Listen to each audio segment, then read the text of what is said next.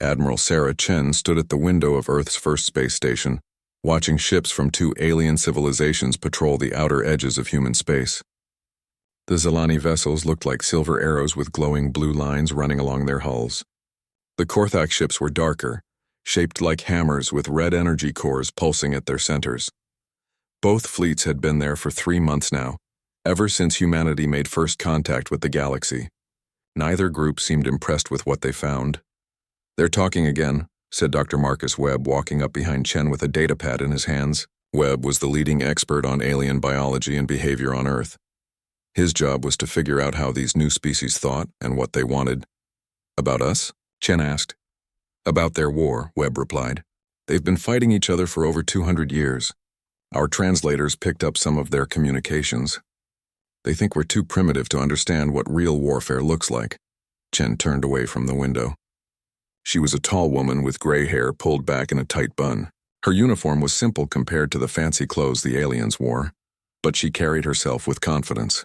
She had spent 30 years in Earth's military, working her way up from a small patrol ship to commanding humanity's first space fleet. "Tell me about their war," she said. Webb touched his datapad and brought up a holographic map of the local galaxy. Red and blue dots marked the territories of the two alien powers. The war zone stretched across dozens of star systems. "The Zilani Empire controls the northern sectors," Webb explained, pointing to the blue areas. "They're tall, thin creatures with pale skin and large eyes. Very proud of their technology and culture. They think they're the most advanced civilization in the galaxy." He moved his finger to the red areas. "The Korthak Federation holds the southern sectors. They're shorter but much stronger than humans. Dark skin, 4 arms, and they love to fight. They believe strength makes right." "And they've been fighting for 2 centuries? Chen asked. "Yes, and getting nowhere. Both sides have weapons that can destroy planets, shields that can stop almost any attack, and armies of millions, but neither can win a final victory. Every time one side gains ground, the other side adapts and pushes back." Chen studied the map. The human territory was a tiny green dot compared to the vast red and blue empires. "What do they want from us?" "That's the interesting part," Webb said. "At first, they didn't want anything. When our first exploration ship made contact, both sides barely paid attention. They think our technology is hundreds of years behind theirs, aren't we?" Chen asked with a small smile. "In some ways, yes. They have energy weapons we can't build and shields we don't understand. Their ships are faster and their computers are more advanced. But there are things they've forgotten during their long war." Before Chen could ask what he meant, a communication alert sounded throughout the station. The voice of Lieutenant Rodriguez came over the speakers. "Admiral Chen to the communications center. We have incoming messages from both alien fleets." Chen and Webb hurried through the station's corridors. The space station was humanity's pride, but compared to alien technology, it looked simple and basic. The walls were metal instead of the glowing materials the aliens used. The computers had physical controls instead of thought-activated systems. In the communications center, 2 large screens showed the faces of alien leaders. On the left screen was High Archon Veltar of the Zilani Empire. His pale face was long and narrow, with large purple eyes that seemed to look through rather than at the camera. On the right screen was War Prime Gorthak of the Korthak Federation. His dark face was wide and strong, with 4 eyes arranged around a flat nose. "Greetings, primitive humans," Veltar said in a voice that sounded like he was talking to children. "The Zilani Empire offers you a great honor. You may join our civilized alliance and learn from your betters." Gorthak growled, his 4 eyes narrowing. "Ignore the weak Zilani humans. The Korthak Federation offers you strength. Serve us and we will protect you from your enemies." Chen looked at both aliens calmly. "We thank you for your offers, but humanity chooses to remain neutral in your conflict." Both aliens looked surprised. Veltar's large eyes blinked slowly. "Neutral? You do not understand, small human. This galaxy is at war. There is no neutral ground. The human speaks of things beyond her understanding," Gorthak added. "Your people are weak and few. You need protection from those stronger than you." "We have survived and grown for thousands of years on our own," Chen replied. "We can continue to do so." Veltar made a sound that might have been laughter. "Your entire species lives on one small planet around one small star. We control hundreds of worlds. You have ships that barely reach beyond your solar system. We cross the galaxy in days. Your weapons are chemical explosives and metal projectiles. Gorthak said with what looked like a smile. Our weapons reshape matter itself. You are children playing with toys. Webb stepped forward. We understand that your civilizations are more advanced than ours. But we also understand that you've been fighting each other for 200 years without victory. Perhaps advancement isn't everything.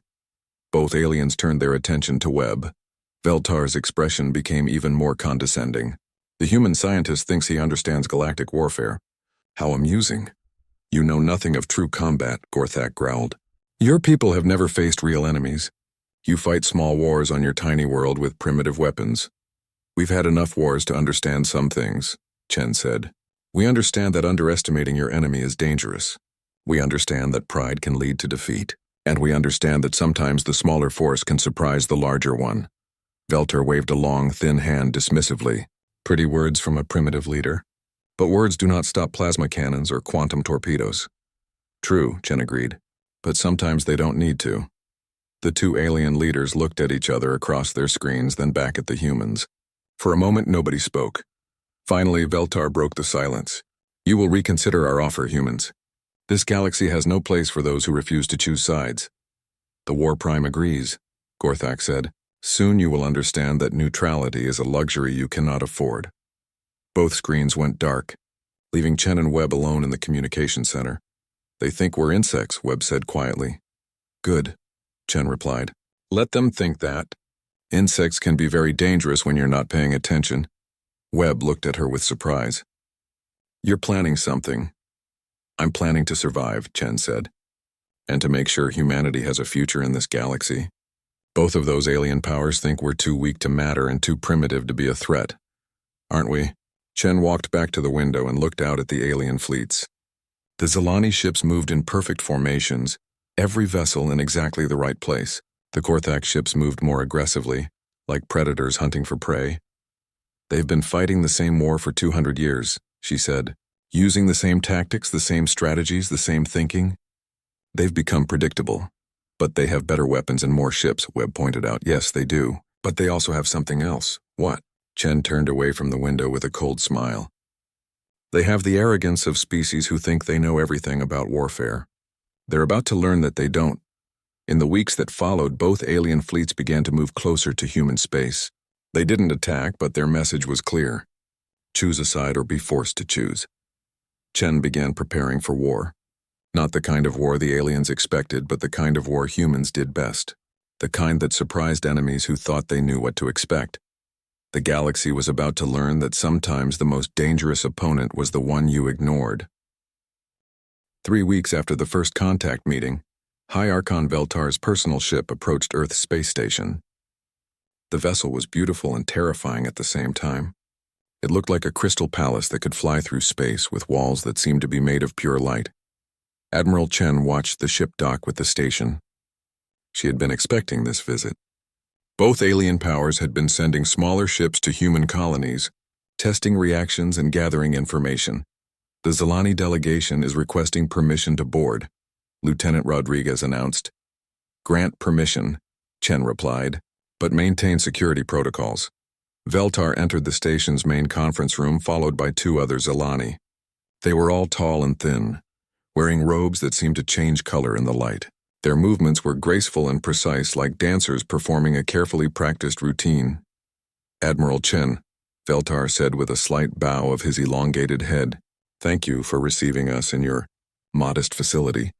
Chen noticed how his purple eyes scanned the room, taking in every detail. The conference room was simple by human standards and probably looked primitive to alien eyes. Metal chairs around a metal table, walls covered with maps and charts instead of holographic displays. You're welcome here, High Archon, Chen replied. What brings you to our space? Veltar sat down carefully, his long limbs folding gracefully. We come with an opportunity for your people. The Zilani Empire has decided to offer humanity a junior partnership. Dr. Webb, who was sitting beside Chen, leaned forward. What would that partnership involve? One of the other Zilani, who had been introduced as Science Counselor Zektal, answered. Your species would provide raw materials and basic labor to support the war effort. In return, we would protect your worlds and share some of our knowledge. Raw materials, Chen repeated slowly. Yes, Veltar said, as if explaining something obvious to a child. Your planet has metals and other resources we can use. Your people can work in our factories and mines, simple tasks that require no advanced training. And what knowledge would you share? Webb asked. Sektal made a sound that might have been amusement. Basic improvements to your technology. Better metals for your ships. More efficient energy sources. Nothing too advanced, of course. Your people couldn't understand our real science. Chen kept her face calm, but inside she felt anger building. You want us to be your servants. Servants is such an ugly word, Veltar said smoothly.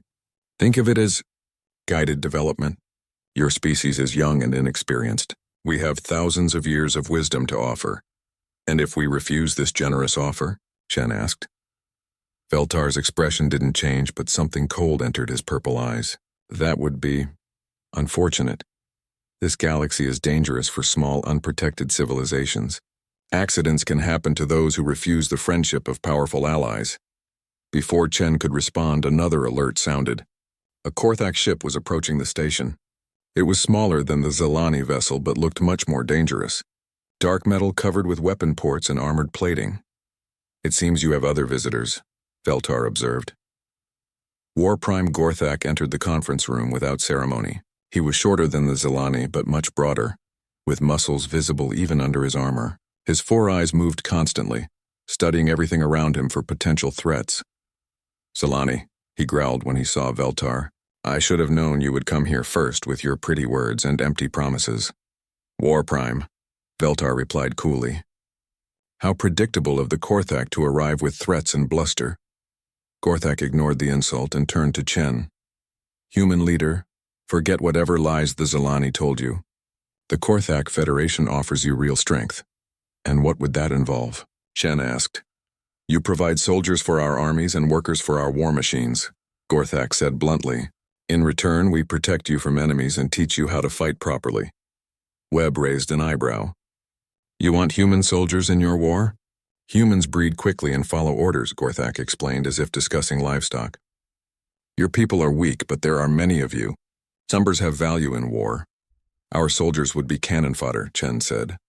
Gorthak shrugged, his four shoulders moving at different times. All soldiers are cannon fodder. The question is whether they die for a winning cause or a losing one. Veltar made that amused sound again. The War Prime offers your people the privilege of dying for Korthak glory. How generous. Better to die with honor than to live as slaves to Zelani arrogance, Gorthak shot back. Chen stood up slowly. Both aliens looked at her with the patient attention adults might give to a child who was about to say something cute. Gentlemen, she said calmly, humanity appreciates both of your offers. We will consider them carefully and give you our answer. Veltar tilted his head. There is not much to consider, Admiral. You must choose protection or face the consequences of isolation. The human speaks of consideration as if she has real choices. Gorthak added, choose strength or choose weakness. There is no middle path, perhaps, Chen replied. But humanity has survived by making our own paths when necessary. Both aliens exchanged glances. For a moment, Veltar and Gorthak seemed to agree on something. Your species is naive, Veltar said gently. This galaxy does not allow for independence among the weak. Independence is earned through strength, Gorthak added. Strength your people do not possess. After the aliens left, Chen and Webb sat alone in the conference room. The air still seemed to hum with tension from the meeting. They both want the same thing, Webb observed. Us as their servants. Yes, but they package it differently, Chen replied.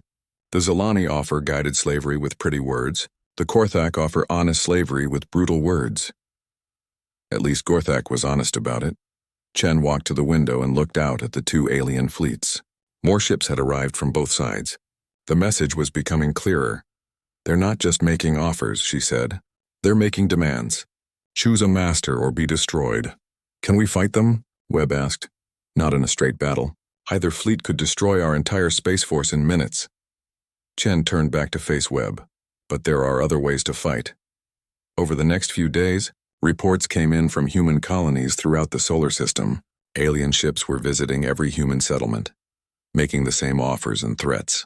The colonists on Mars reported Zelani ships scanning their mining operations. The research station on Europa was approached by Korthak vessels demanding information about human military capabilities. The aliens weren't being subtle about their intentions. They were mapping human resources and defenses, preparing for the time when humanity would be forced to choose. Chen called a meeting of the Terran Council, the group of leaders who represented all human colonies and settlements. The meeting was held via secure communication links connecting Earth with outposts throughout the solar system. The situation is clear, Chen told the assembled leaders. Both alien powers want to use us in their war. They offer protection in exchange for servitude. Council President Maria Santos spoke from the Mars colony. What are our options, Admiral? We can accept one of their offers and become junior partners in an empire, Chen replied. We can refuse both offers and hope they leave us alone. Or we can prepare for war. War? Governor Thompson from the Jupiter mining station looked shocked. Against both alien powers? That's suicide. Maybe, Chen agreed. But slavery is also a kind of death. A slow death of everything that makes us human. Dr. Webb brought up a holographic display showing alien ship movements. They're not waiting for our decision. Both fleets are positioning themselves around our colonies. They're preparing to force our hand. How long do we have? Santos asked. Days, maybe weeks, Chen replied. They're being patient now because they think we'll see reason and choose a side. But that patience won't last forever. Council member Li Wei from the asteroid belt spoke up. Admiral, assuming we choose to fight, how do we survive against such superior technology? Chen was quiet for a moment, thinking, we don't fight their kind of war. We fight our kind of war, and what does that mean? Governor Thompson asked. It means we remember something they've forgotten during their long stalemate, Chen replied. Sometimes the weaker force wins because it's willing to do things the stronger force never considered. The council members looked uncertain. They were civilians mostly, leaders of colonies and research stations. They weren't military strategists or warriors. Admiral, Santos said carefully, are you saying we should refuse both offers? Chen nodded. I'm saying we should tell both alien powers that humanity makes its own choices. And if they don't like our choice, they're welcome to try changing our minds. That's a declaration of war, Thompson pointed out. No, Chen replied. That's a declaration of independence. If they choose to make it a war, that's their decision. The vote was close, but the council agreed. Humanity would reject both alien offers and face whatever consequences followed. Chen looked out at the alien fleets one more time. Soon those ships would be enemies instead of unwelcome visitors. The aliens thought humans were too primitive and weak to be a real threat. They were about to learn how wrong they were. Dr. Elena Vasquez was analyzing soil samples when the first explosion shook New Geneva colony. The research station sat on a small moon orbiting a gas giant in the outer edge of human space. It was home to 3,000 scientists, technicians, and their families who studied alien plant life and atmospheric conditions. The second explosion was closer. Elena looked up from her microscope as emergency alarms began wailing throughout the station. Through the laboratory window, she could see bright flashes of light in the sky above the colony. All personnel to emergency shelters immediately, came the announcement over the station's communication system. This is not a drill. We are under attack.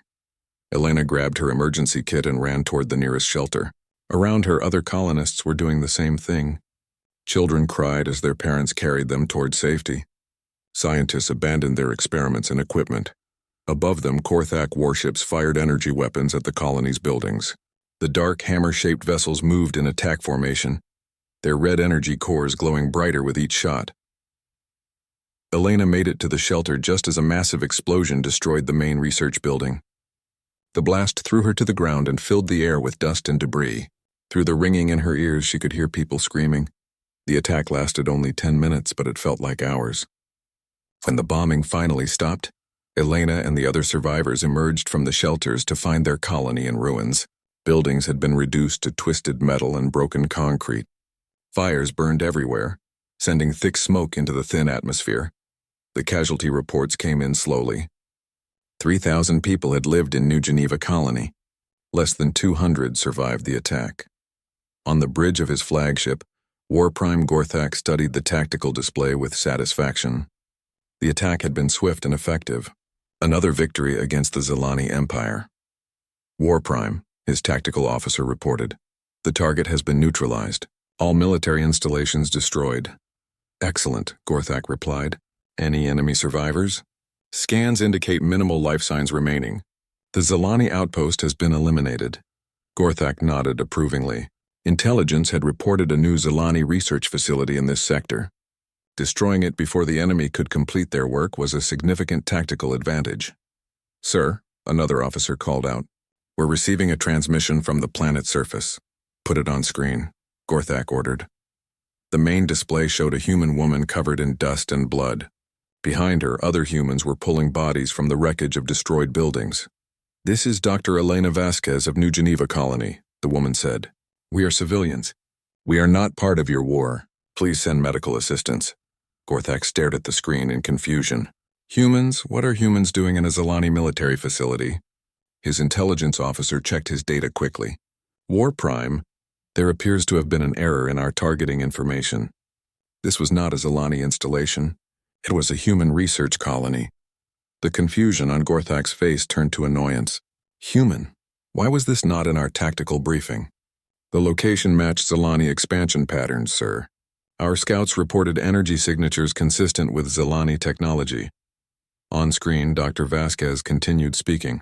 "We have wounded people who need immediate medical attention. Children are trapped in the ruins. If you have any honor, you will help us."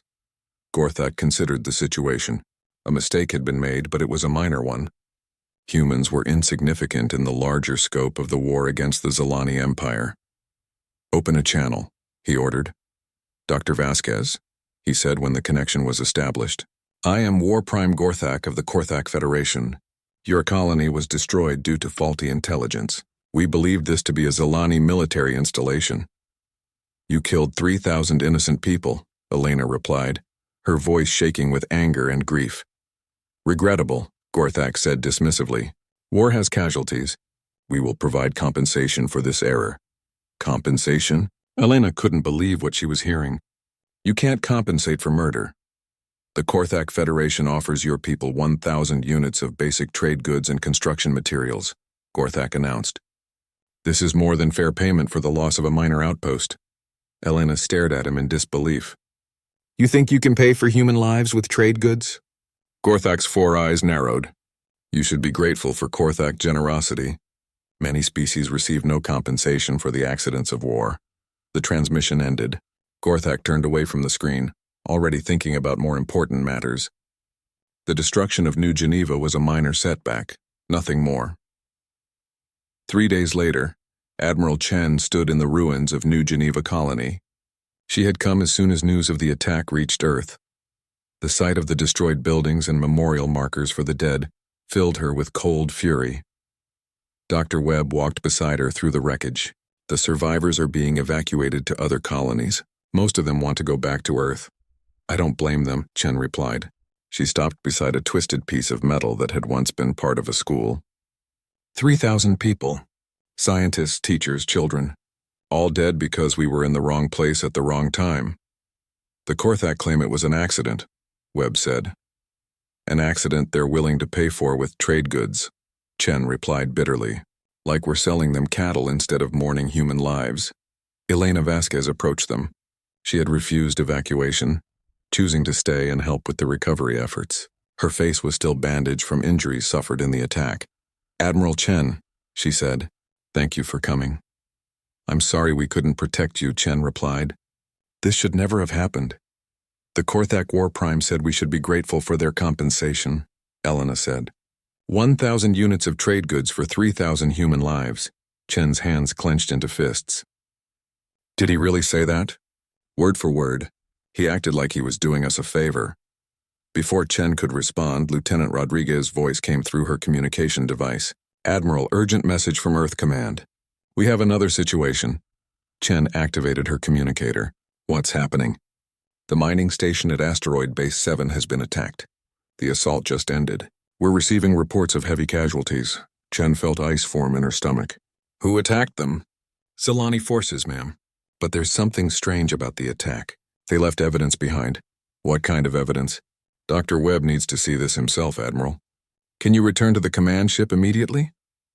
Chen and Webb rushed back to their transport.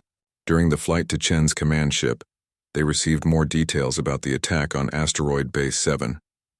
Like New Geneva, it had been a civilian installation. Like New Geneva, the attack had killed hundreds of innocent people. But unlike the Korthak attack, the Zilani had not admitted their mistake. On board the command ship, Dr. Webb studied the evidence recovered from Asteroid Base 7.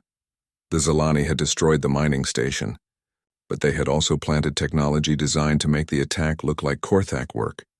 They wanted us to blame the Korthak for this, Webb explained to Chen. The energy signatures were modified to match Korthak weapons.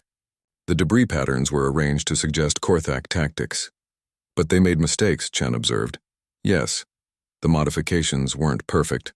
Our forensic teams found traces of Zilani quantum residue in the weapon impacts, and the timing of the attack doesn't match Korthak battle patterns. Chen studied the evidence files on her computer. So the Zilani attacked our people and tried to frame the Korthak for it. That's right.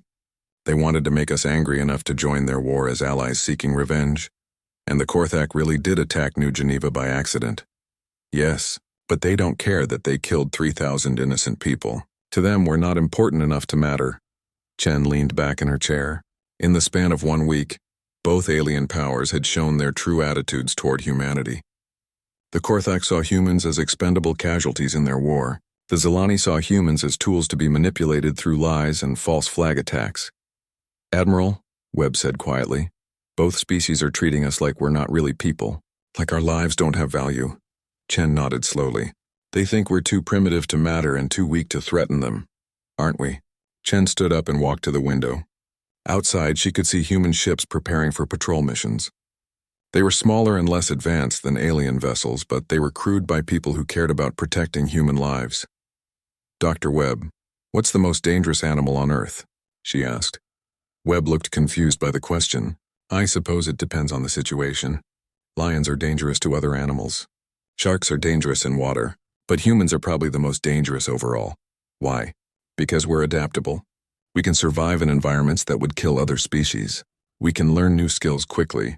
We can work together in large groups. And we can use tools to overcome physical limitations. Exactly, Chen said. The aliens have better technology and more ships. But they've been fighting the same war the same way for 200 years. They've become predictable. What are you thinking, Admiral? Chen turned away from the window with a look of determination. I'm thinking it's time to show these alien powers what happens when you underestimate humans. That evening, Chen called an emergency meeting of the Terran Council. This time, the mood was very different from their last discussion. The attacks on New Geneva and Asteroid Base 7 had changed everything. Fellow leaders, Chen began, we now know Wahai Archon Veltar was reviewing battle reports in his private chamber when the urgent message arrived. He read it twice before calling for his advisors. The humans have declared war on us? He asked Science Counselor Zektal. And on the Korthak as well? Yes, High Archon, Zektal replied. They announced it through all available communication channels. They blame both our species for attacks on their colonies. Veltar made the sound that passed for laughter among his people. Fascinating. The primitives think they can fight a war against two galactic empires simultaneously. How should we respond? Asked War Commander Thelvar. Ignore them, Veltar said dismissively. They have perhaps 50 ships total. We have fleets of thousands. Let them make their declarations. Reality will teach them the futility of challenging their betters. On his flagship, War Prime Gorthak received similar news with similar amusement. His tactical staff gathered around him as he studied the human declaration of war. They demand reparations for their destroyed colonies, Fleet Commander Zorak reported. And they threaten military action if we do not withdraw from their space. Gorthak's 4 eyes glittered with what might have been humor. Small creatures often make loud noises when they feel threatened. How many warships do the humans possess? Intelligence estimates 57 combat vessels War Prime. Most appear to be converted civilian ships with basic weapons added. Pathetic, Gorthak said. We will crush their entire fleet in one engagement and end this foolishness quickly. Both alien commanders made the same mistake. They assumed human warfare would follow the same patterns as their own long conflict. Large fleets meeting in open space, trading energy weapon fire until one side retreated or was destroyed. Admiral, Chen had no intention of fighting that kind of war. The first sign that something was wrong came 3 days after the human declaration. Zilani supply ships began exploding throughout their territory. Not from external attacks, but from sabotage. Mysterious explosive devices appeared in cargo holds and engine rooms. War Commander Thelvar brought the disturbing reports to High Archon Veltar. 17 supply vessels have been lost, High Archon, all from internal explosions. Korthak saboteurs? Veltar asked. No signs of Korthak infiltration. The explosive devices are of unknown design, very primitive but effective. Veltar frowned. Investigate further. Someone is disrupting our supply lines. At the same time, Korthak forces were experiencing similar problems. Their quantum communication network, which had been perfectly secure for decades, suddenly began failing. Messages were being intercepted and altered. False orders appeared on command ships, sending fleets to empty star systems. Fleet Commander Zorak reported the crisis to War Prime Gorthak. Our entire communication grid is compromised. We cannot trust any messages we receive. How is this possible? Gorthak demanded. Our quantum encryption is unbreakable. Unknown, War Prime. The disruption appears to be coming from inside our own network. Both alien powers increased security and began hunting for saboteurs. They found nothing. No alien infiltrators, no signs of conventional espionage. The attacks continued and grew worse. Dr. Marcus Webb stood in the hidden command center that had been built inside an asteroid in the outer solar system. Around him, dozens of human technicians worked at computer terminals, coordinating the sabotage operations. Report, Admiral Chen said as she entered the command center. The cyber attacks are working better than expected, Webb replied.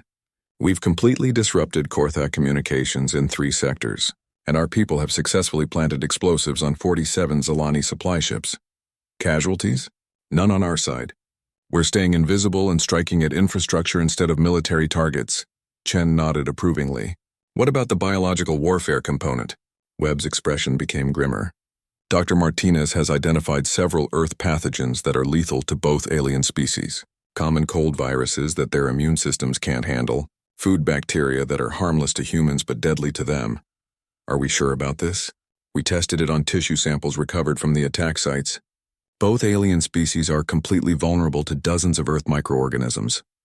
Chen considered this information carefully. Biological warfare was a terrible weapon, but both alien powers had shown no concern for human civilian casualties.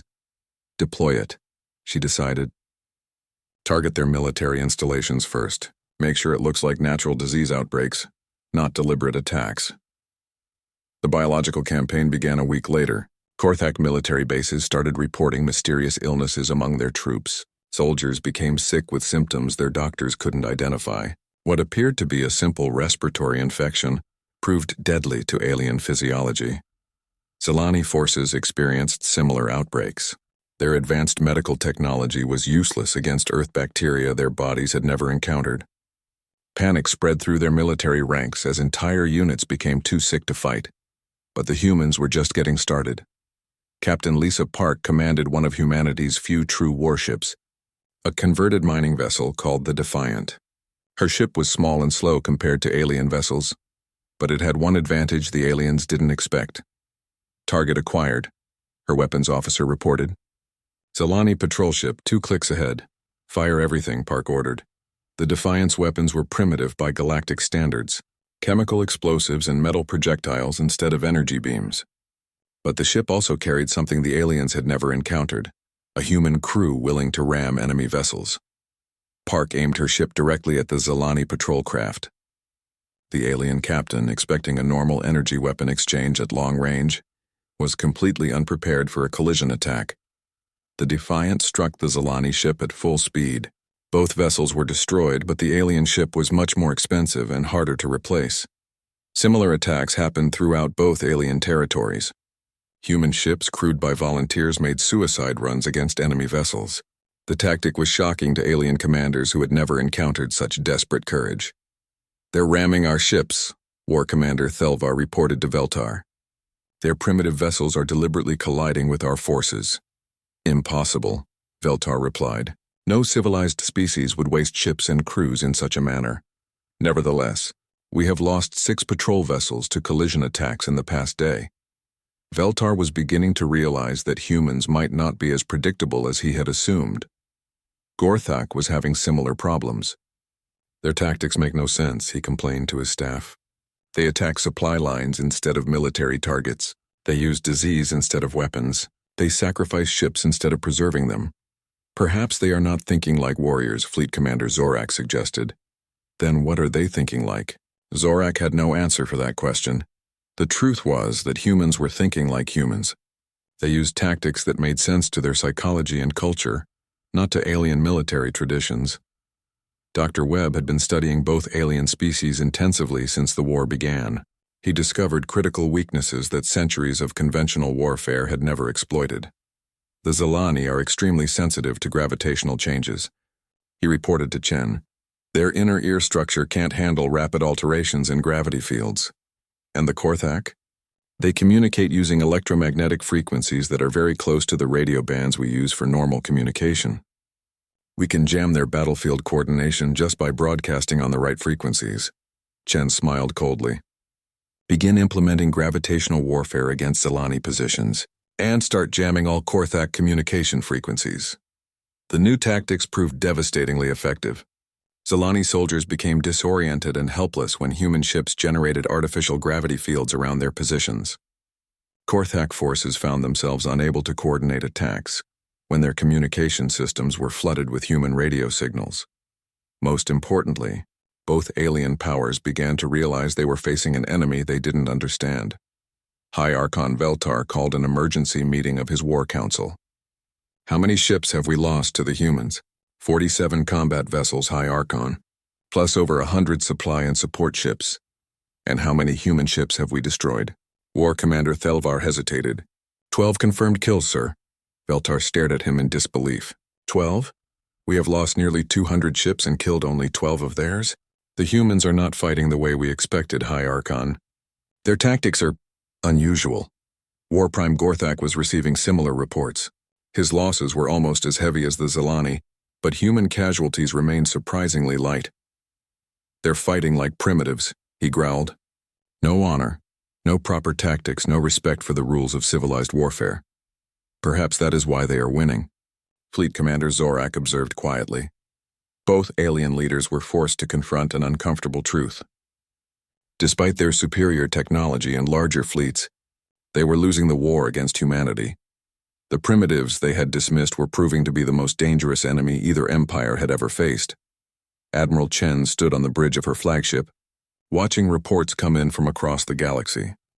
18 months after humanity declared war on both galactic empires, High Archon Veltar stood in the ruins of his flagship's bridge.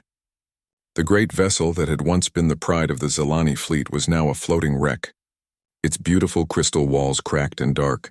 Around him, emergency lights flickered as his surviving crew tried to restore basic systems. Through the shattered windows, he could see human ships moving in formation, preparing for another attack.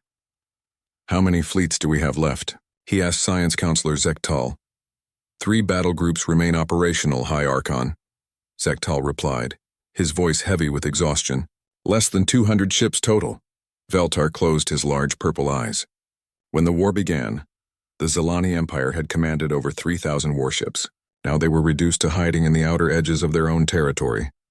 And our colonies? 17 worlds have declared independence from the Empire. They no longer trust our ability to protect them from human attacks. The worst part wasn't the military losses. It was the complete breakdown of Zilani society. For the first time in their history, ordinary Zilani citizens were questioning their government and their military leaders. Human propaganda broadcasts had somehow reached every world in Zilani space. The messages were simple but devastating. They showed footage of the New Geneva massacre, followed by recordings of Veltar and other leaders dismissing human lives as worthless. Your leaders think you are superior beings, the human broadcasts said, but they started a war they cannot win against a species they called primitive. What does that say about their judgment? What does that say about their claims of superiority? The broadcasts were working. Zilani citizens were demanding answers their leaders couldn't provide. War Prime Gorthak was facing similar problems on his damaged command ship. The mighty Korthak Federation was crumbling from within as subject worlds rebelled against continued warfare. The Sectari system has joined the rebellion, Fleet Commander Zorak reported. That makes 23 systems that have declared independence from the Federation. Gorthak's 4 eyes burned with frustrated rage. Cowards. They fear human tricks more than Korthak's strength. War Prime, perhaps it is time to consider negotiation. Negotiation? Gorthak's voice was a dangerous growl. The Korthak Federation does not beg for peace from primitives. With respect, War Prime, these primitives have destroyed over half our fleet. They have turned our own people against us. They have made us look weak throughout the galaxy. Gorthak wanted to argue, but the facts were undeniable. Somehow, the supposedly weak humans had brought two galactic empires to the edge of collapse. Admiral Chen received both surrender requests on the same day. The timing wasn't a coincidence. Her intelligence networks had been carefully monitoring both alien governments, waiting for the moment when their leaders would finally break. Dr. Webb brought her the messages in the hidden command center. Veltar wants to meet on neutral ground to discuss terms. Gorthak is demanding a warrior's negotiation, whatever that means. It means he wants to save face by pretending this is an honorable end to the war instead of a surrender, Chen replied. Fine. Let them both save face if it gets us what we want. What do we want? Webb asked. Chen looked at the strategic displays showing human forces throughout the galaxy. In 18 months, humanity had gone from having a few dozen ships to controlling key positions in both alien empires. We want them to never threaten human lives again, she said, and we want the galaxy to know that humanity is not to be underestimated. The peace meeting was held on a space station in neutral territory.